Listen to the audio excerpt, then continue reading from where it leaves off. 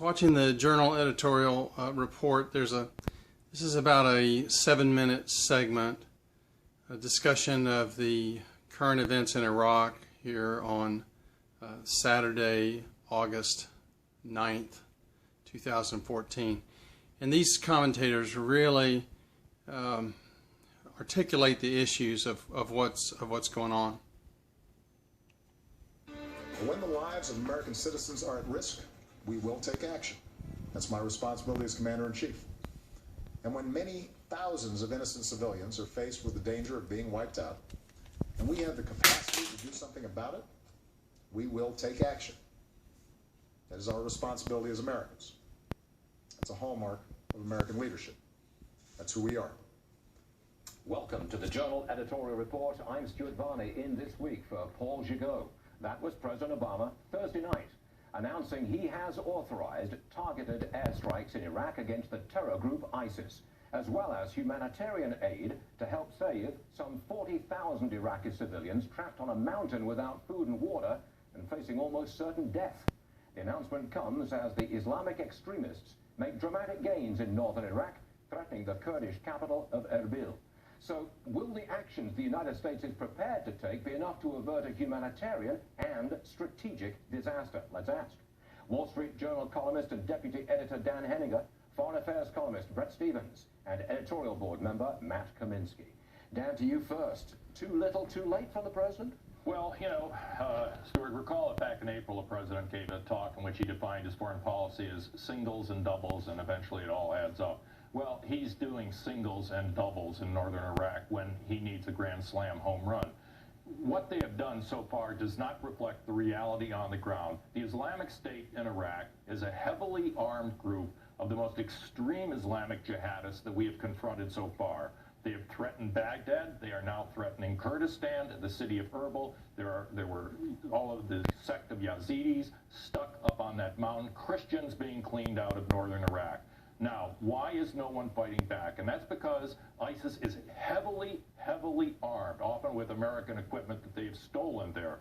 Both the Iraqis and the Kurds have said, we will fight back if we get sustained U.S. air cover to help us. And so far, the president has not committed himself to an operation that would allow our allies, if we can call them that, to fight back against ISIS. And unless we do that, I think the situation there is going to continue to disintegrate. I think Dan is being too generous to the president. This isn't singles and doubles. This is bunts and foul balls. I mean, look, this is a president who came to office saying, I am going to go after Al-Qaeda. I'm not going to fight these side wars against, Saddam Hussein. Well, now you have Al-Qaeda plus. ISIS is a group that broke away from Al-Qaeda because they thought Al-Qaeda was too moderate, okay?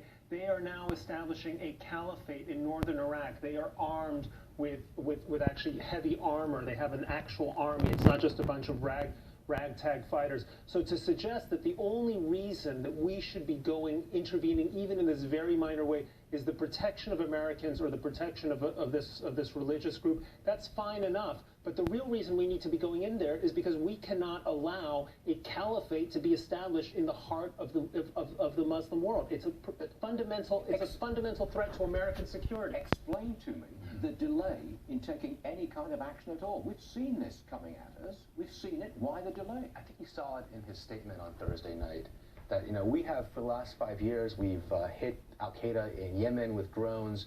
Obama had no problems in Pakistan going after Al-Qaeda there.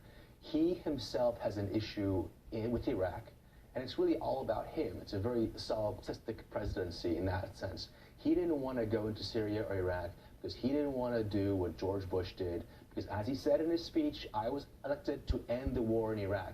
But it's really, it's a very juvenile behavior as commander-in-chief. Is it possible that the president has a real problem using American military power? Well, I think that's part of it. But he's reluctant to do that. I think that's obviously part of it, but he has used it elsewhere.